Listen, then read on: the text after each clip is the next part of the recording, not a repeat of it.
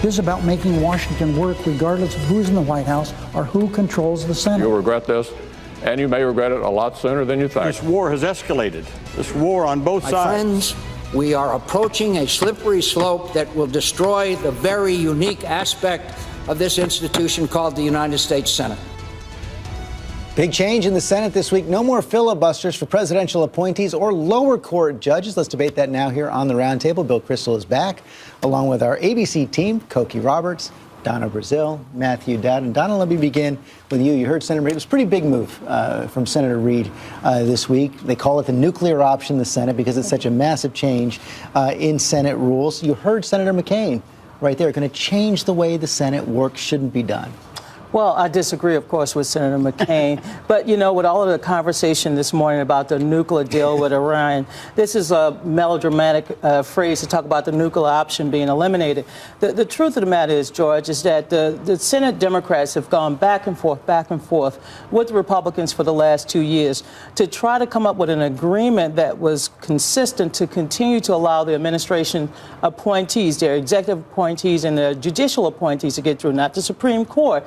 And, you know, they just couldn't keep this deal. So Senator Reid, at the urging of his caucus, decided this was time to go ahead and to have a deal where simple majority rule. So the president will be able to get his nominees through, and the Senate will be able to function. The Senate can't function. The Senate's not functioning. I mean, and I thought it was quite remarkable for Harry Reid to say the Senate's not functioning. He's the majority leader. Doesn't he have some responsibility for the Senate not functioning? Well, he doesn't have the votes. But now what we've got is they've tried right after this to bring up the defense bill. They can't bring up the defense bill. It's not functioning. Any member of the Senate can put a hold on any nominee.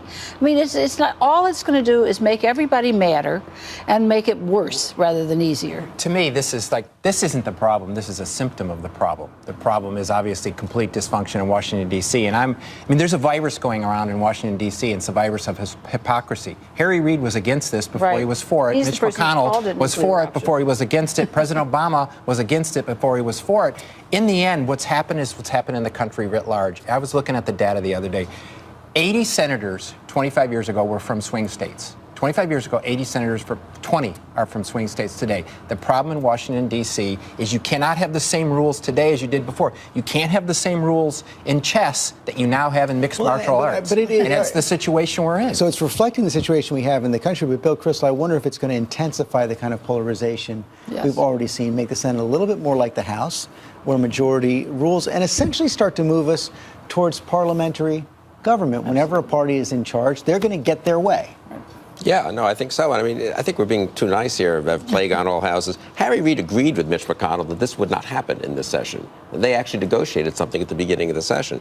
So he's simply breaking his word because Republicans were not confirming every appellate court judge as quickly as the administration liked, and were holding up some executive branch appointees longer than the administration liked. A lot of executive branch appointees. Yeah, 168 filibusters in the history of the country. A lot of those filibusters, 82 under President Obama. A lot of those filibusters were because Harry Reid, in fact, introduced the bill, filled the tree, as they say, with amendments, and then invoked cloture, and then it's called a, quote, filibuster. The fact is Harry Reid has been, I mean, Mitch, look, there's some blame on all sides, but Reid's behavior as majority leader has been pretty amazing. The House routinely passes legislation that the Senate simply doesn't take up. They don't, it's fine, bring it to the floor. If they want to filibuster, filibuster. If the Democrats have the votes to beat it, beat it. But they don't even take up stuff that the House passes. But there are more than 200 nominations sitting there not confirmed. And that is, you know, that is dysfunctional, certainly. But Matt's point is the real point, is that the Senate's just reflecting what's going on in the country. And so you have, in the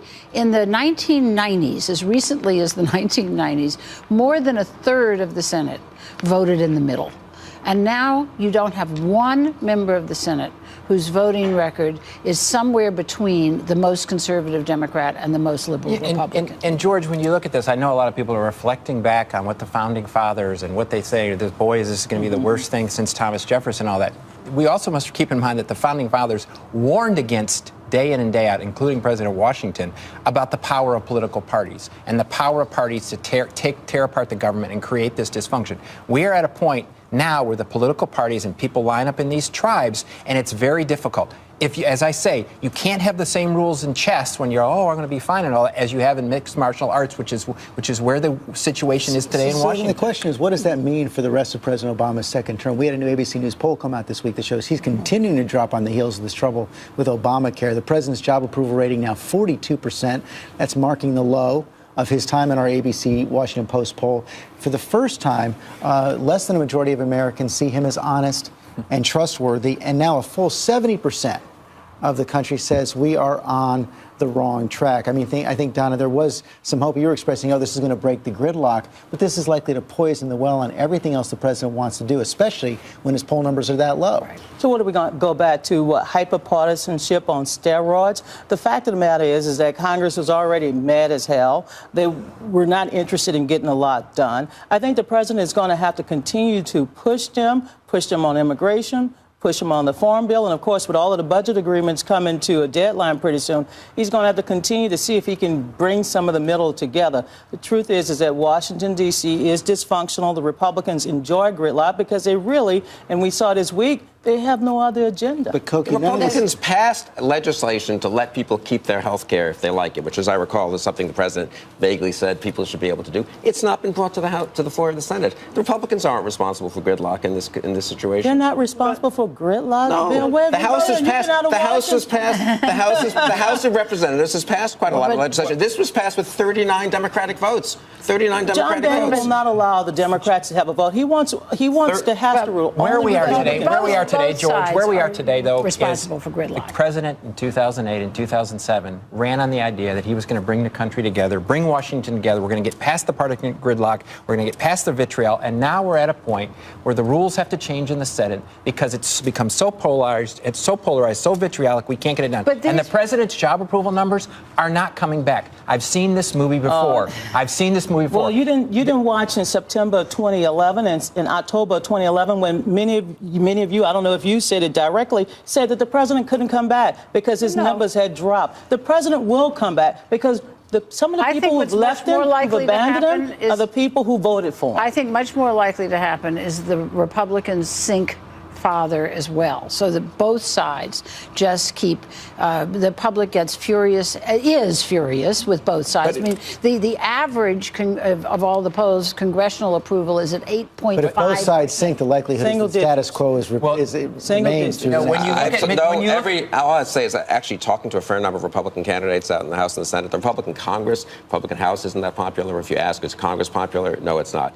If you're an actual Republican candidate running in a competitive House seat or a competitive Senate race, you feel pretty good now. Honestly, House likely to. Republicans are going to hold the House, and if you go around the country, people are concerned what's happened is in a couple of Republican primaries, very interesting things in both Alabama and Louisiana, where the business community came in and basically said, we don't want all these crazy people in the House of Representatives, and managed to nominate people who were Republican candidate in Louisiana ran to expand Medicaid bill. We only have a couple minutes left. I don't want to let this moment pass without looking back at these events this week on the 50th anniversary of the assassination of JFK. And Matthew, I have to say, I was actually surprised at how much this resonated across the country 50 years later. Well, I think it's, for first being an Irish Catholic American, it's a moment in time that all of us, we still have the pictures of John F. Kennedy are still in bars throughout everywhere we go. I think it's because it was a moment in time when there was all this hope in this, and it was at one moment for many people in this country, many Irish Catholics, but many people, including the Kennedy family, there was a complete loss of innocence. If you trace back sort of people's perceptions of where they wanted to go and what hope they had, you almost can trace it back to that day 50 years ago. And Koki, this hit home personally for you and your family. Of course, your father, the Democratic leader in the House, when John Kennedy was serving. And I think we have a picture of your family actually in the Oval Office just weeks before. Yes, both of my grandmothers happened to be in town at the same time. So that's my parents and my two grandmothers with Jack Kennedy on November 1st, 1963.